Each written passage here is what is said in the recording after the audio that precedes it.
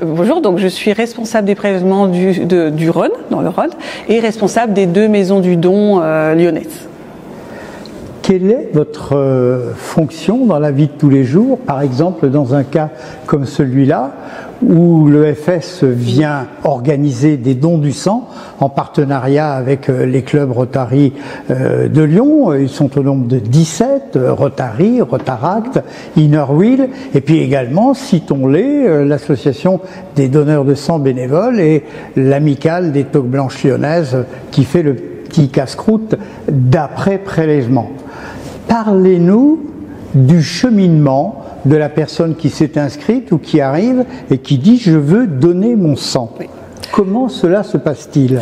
Alors en effet, on a le donneur en lui-même qui va venir donner son sang soit de façon autonome en prenant rendez-vous sur notre site de l'EFS, ou aussi il va appeler directement le numéro de l'EFS, il va tomber sur un standard qui va lui permettre de prendre rendez-vous à distance, mais il peut aussi se présenter dans les collectes mobiles dont ma responsabilité c'est d'organiser justement, de coordonner toute cette mise en place de la collecte mobile, en plus des maisons du don.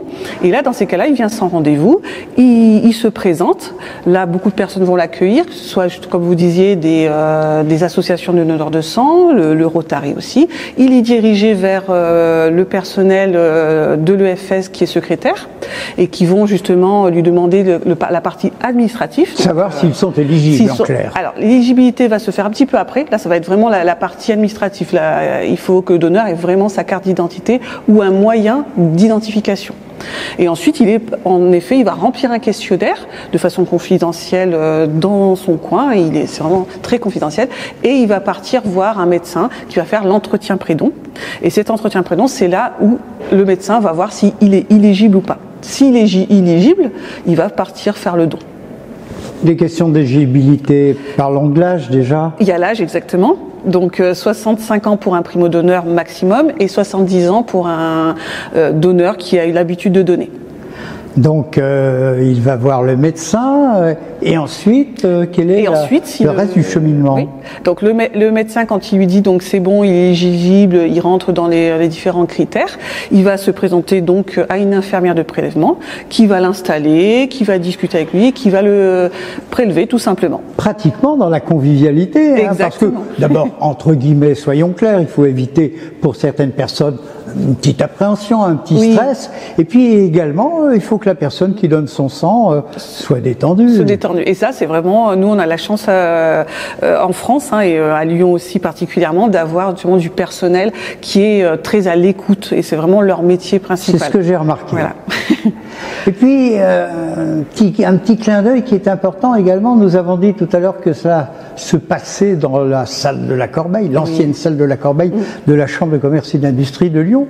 Vous êtes allongé sur une table médicale, appelons-la comme ça, les yeux au plafond, et que voyez-vous dans ce plafond?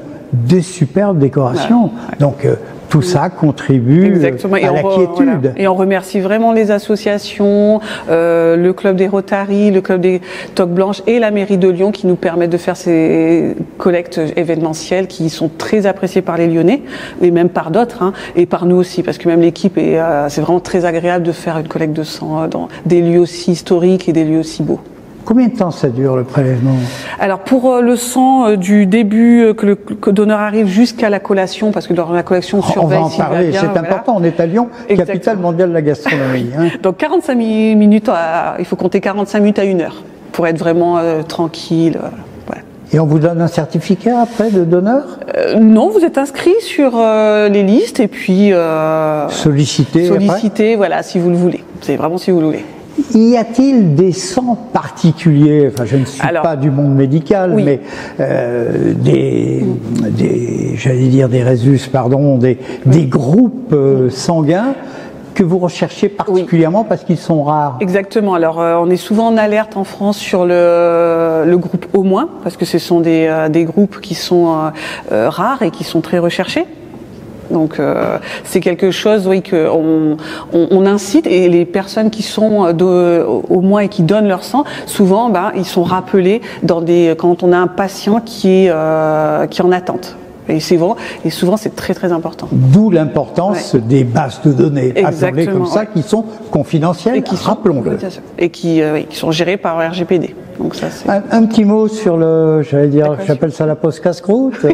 C'est important d'abord médicalement, lorsque vous avez donné votre sang, il faut que vous refassiez entre guillemets et surtout que vous vous reposiez un petit peu. Exactement. Alors la collation est très importante, elle est aussi importante que tout le parcours avant. Pourquoi ? Parce que déjà pendant tout le parcours, on demande aux donneurs de boire de l'eau parce que du coup c'est pour régler la volumétrie par rapport au sang qui va être pris. Et la collation va lui permettre les gens qui sont un peu plus anxieux ou même si ça se passe très bien, ils en sont à plusieurs dons, en fin de compte de pouvoir se poser après le don et de pas partir directement. Donc là ils ont toutes sortes de collations à volonté qu'on essaie d'améliorer au fur et à mesure des années et durant la collation aussi ça permet aussi au niveau médical de vérifier que le patient ne fasse pas de malaise parce qu'il peut aller très très bien. On en a vu un ou deux qui étaient un petit peu faiblards après la prise de sang, mais de toute façon tout votre personnel est là pour les rassurer, les remettre un peu d'aplomb. Et puis surtout, tout le personnel est formé aux gestes, aux premiers secours d'urgence. Un mot sur la collation, j'ajouterais que ça se passe dans la convivialité, puisque les donneurs, donneuses entre eux, on le voit parfois autour des tables de collation, discutent et apprennent à se connaître. Nadia, merci beaucoup, j'allais dire bravo à l'EFS. Certes, c'est sa mission, l'établissement français du sang. Je rappelle que c'est une mission unique que vous avez de la part des autorités.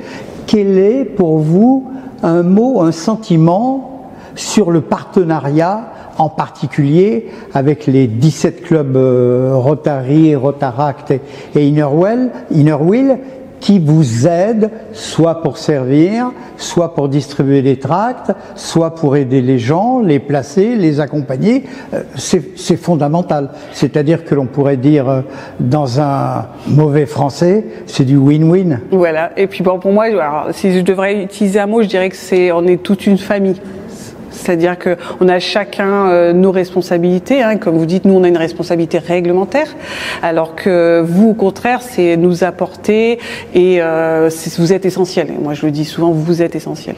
Et sans vous, je pense qu'on n'aurait pas les résultats qu'on a aujourd'hui sur le don de sang et les autres dons qui...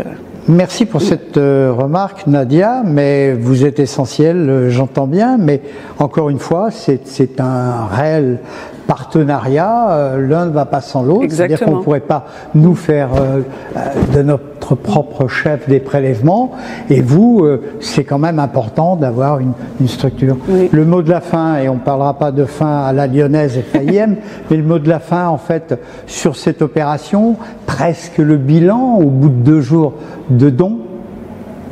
Un bon bilan, honnêtement, un très bon bilan malgré le temps. On va dépasser les 1000 poches de sang. Je suis pas sûre qu'on les dépasse pour cet événement-là. On aurait pu les dépasser, mais voilà, il y a des aléas qui ont fait que. Mais on arrivera, je pense, facilement à 800, 850. Merci Nadia. Merci à vous. Et encore merci aux associations de nous aider sur ce chemin qui est long.